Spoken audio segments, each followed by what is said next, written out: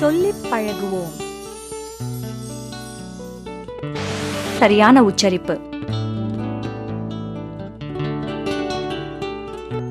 சொல்லிப் பழகுவோம். இப்போ ஒரு பொருளை பார்த்து தமிழ்ல எப்படி சரியாக உச்சரிப்பது அப்படின்னு சொல்லி பழகலாம். இந்த திரையில வருகிற படத்தை பாருங்க. குடை. இது சரியான உச்சரிப்பு.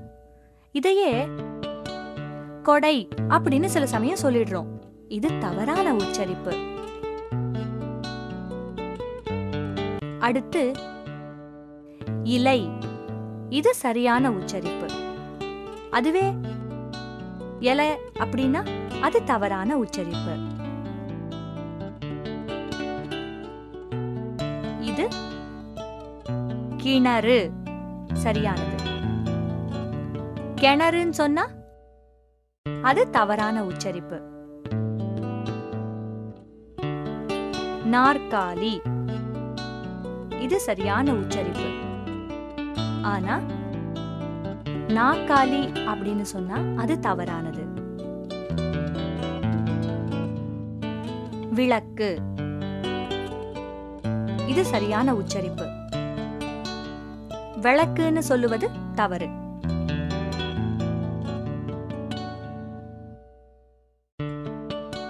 அடுத்து சரியான உச்சரிப்பாக குடம் அப்படின்னு சொல்லுவோம்.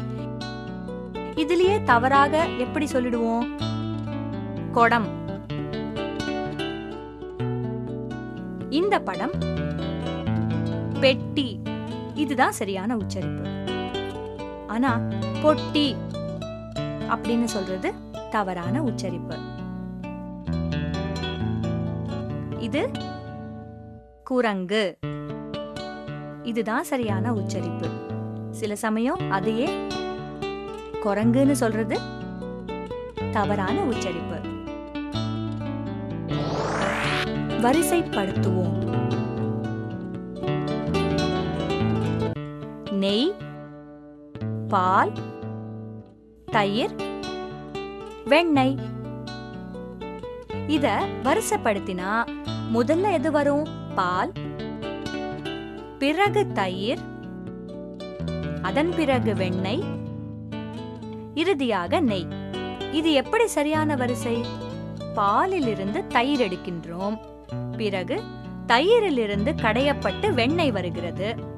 வெண்ணெயை காய்ச்சி நெய்யாக எடுக்கின்றோம். இதுதான் வரிசைப்படுத்துதல். அடுத்த படம் பார்க்கலாமா? பழம், பிஞ்சு, காய், பூ. இது சரியான வரிசையா? இல்ல. அப்ப சரியான வரிசை எது? சரியான வரிசையை பண்ணலாமா? பூ, பிஞ்சு, காய், பழம். எப்படி இது? பூவிலிருந்து பிஞ்சு, பிஞ்சிலிருந்து அது காயாக மாற, காய் நாளாக பழமாக கனிகிறது. அடுத்து துணி, பஞ்சு, நூல், சட்டை. இத சரியாக வரிசைப்படுத்தினால் பஞ்சு, நூல், துணி, சட்டை. பஞ்சு, பஞ்சிலிருந்து கிடைக்கக்கூடியது நூல், நூலை சேர்த்து நெய்யும் பொழுது துணி, அந்த துணியின் மூலம் நமக்கு ஏற்றாற்போல் தைத்துக் கொள்வது சட்டை. ஒரு சொல் பல பொருள். இனி நாம பார்க்க போறது ஒரு சொல் பல பொருள். அதாவது ஒரு சொல்லுக்கு பல அர்த்தங்கள் வருவது உதாரணம். திரையில இப்ப பார்க்கலாமா? ஆறு. இது ஒரு சொல். நதி, எண். இவை இரண்டுக்குமே ஆறுங்கிற சொல் பொருந்தும். அடுத்து ஆடு.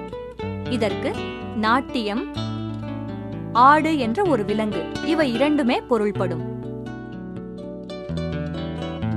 அடுத்து உடை. இதற்கு துணி மற்றும் உடைப்பது ஆகிய பொருள்கள் இருக்கிறது. அடுத்து வெள்ளி. இது நாள் மற்றும் கிரகத்தை குறிக்கக்கூடிய ஒரு சொல். ஒரு பொருள் பல சொற்கள். இவ்வளவு நேரம் நம்ம ஒரு சொல் பல பொருள் பார்த்தோம் இல்லையா? இப்ப நம்ம தெரிஞ்சுக்க போறது ஒரே பொருள் ஆனா அதற்கு இருக்கக்கூடிய பல சொற்கள். அது என்ன? வீடு. இது ஒரு பொருள். இதுக்கு பல சொற்கள் இருக்கு. வீடு, மனை, இல்லம், குடியிருப்பு, கட்டிடம். இதெல்லாம் தான் மற்ற பல சொற்கள்.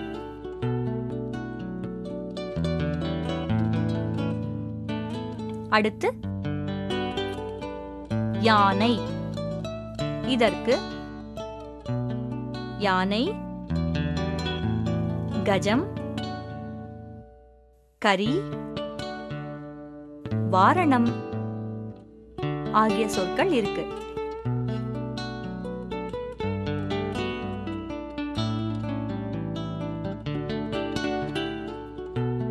அடுத்து பூ. இது ஒரே ஒரு சொல். இதன் பல பொருள்கள் பாத்தீங்கன்னா பூ, மலர், புஷ்பம்.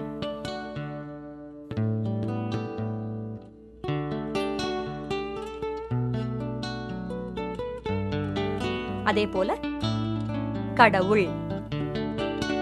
இதற்கு கடவுள், இறைவன், தெய்வம், ஆண்டவன் ஆகிய பல மற்ற சொற்கள் இருக்கிறது.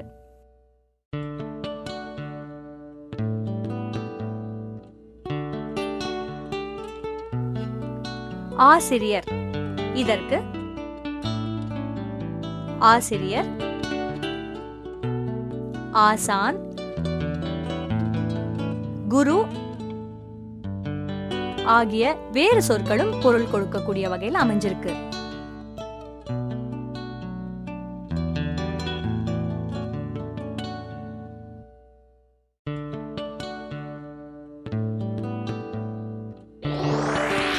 சிறு தொடர் சொல்லி பழகு. இப்போ இந்த தொடர்களை படத்தோட பார்த்து சொல்லி பழகுங்க பார்க்கலாம். ராமன் படிக்கிறான். சீதை ஊஞ்சல் ஆடுகிறாள். பசு புல் மேய்கிறது. மயில் நடனம் ஆடுகிறது. குயில் கூவுகிறது. பருந்து பறந்தது. சொற்களை பொருத்தி தொடராக்கு. திரையில வரக்கூடிய தொடர்களை இப்ப நம்ம சொல்லி பழகலாமா? திரையில 8 சொற்கள் இருக்கின்றன. என்னன்னு பார்த்து படிக்கலாமா? மரத்தில், வால், தாவும், தின்னும், உண்டு, அணிலுக்கு, அணில், பழம். இந்த சொற்களை ஒன்றோடு ஒன்று பொருத்தினால் ஒரு தொடர் வரும். அது என்னது பார்க்கலாமா? அணில் மரத்தில் தாவும். அணிலுக்கு வால் உண்டு. பழம் தின்னும்.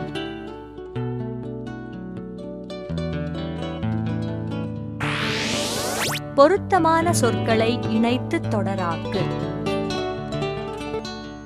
திரையில வரும் சொற்களை கவனமா படிங்க.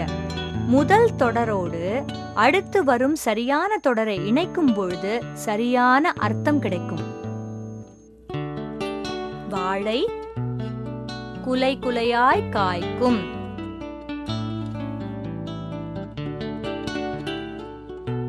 கண்ணாடி பளபளப்பாக இருக்கும்.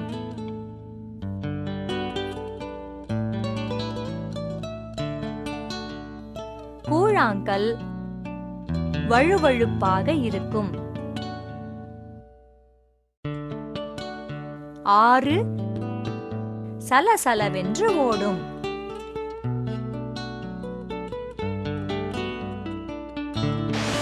அடுக்குத் தொடர்கள் சொல்லிப் பழகு. இப்போ அடுக்குத் தொடர்களை சொல்லி பழகலாம். என் கூடவே நீங்களும் சொல்லுங்க, சரியா? பறவைகள் கூட்டம் கூட்டமாக பறந்து சென்றன.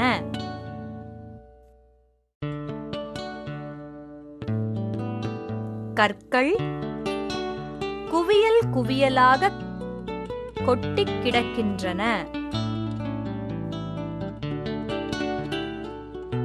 வாழை குலை குலையாய் தொங்குகின்றன.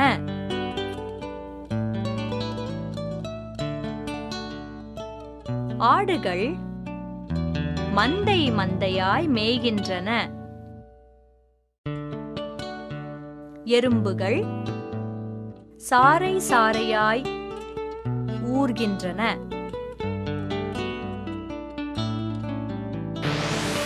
பொருத்தமான சொற்களை தேர்வு செய்க.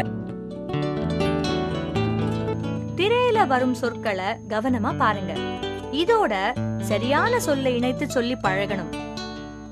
பொன், வான், கோழி, தொலை, மயில், தொடர். பொன்னுன்னு இருக்கு முதல் வார்த்தை. இதனோட வண்டு இணைக்கலாமா?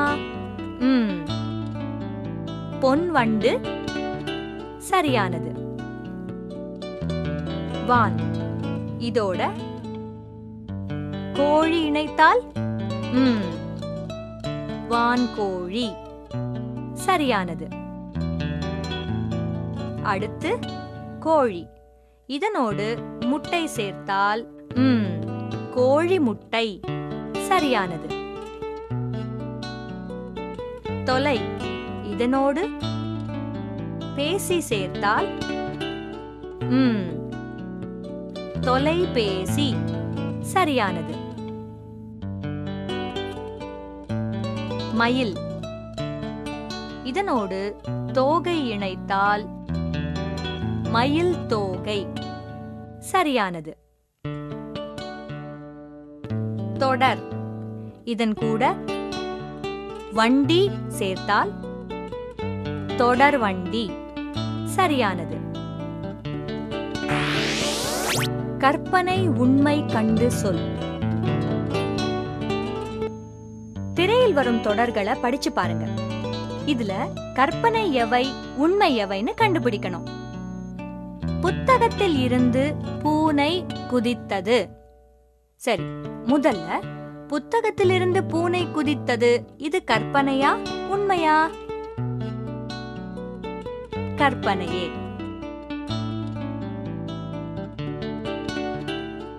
ரோஜாவை சுற்றி ஈ பறந்தது. இது கற்பனையா உண்மையா? இதுவும் கற்பனைதான்.